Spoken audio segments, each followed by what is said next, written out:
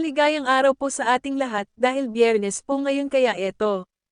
Lalabas tayo upang makapag-relax naman, muling makita at makasama ang mga kaibigan ko. Sa kasalukuyan nandito kami sa bahay ni Ate Jenny, masayang nag-aawitan. At sabay kumain ng tanghalian, special Filipino food munggo at pritong isda.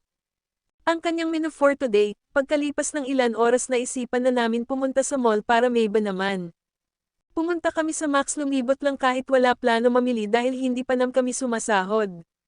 Maya-maya niyaya kami Ate Miriam magkape sa McDonald's, dahil generous siya ayan ng libre ang ate, pero bukod dyan napansin namin sale pala ang Papa John's Pizza, buy isang get dalawang free, kaya eto ang mga inday, nag-ambagan na, pagkalipas ng ilang minuto malungkot na kami sapagkat matapos na namang oras kung kailan magkakasama kami, kailangan ng maghiwa-hiwalay uuwi na sa kanya-kanyang bahay. That's all for today guys, thank you for watching, happy weekend.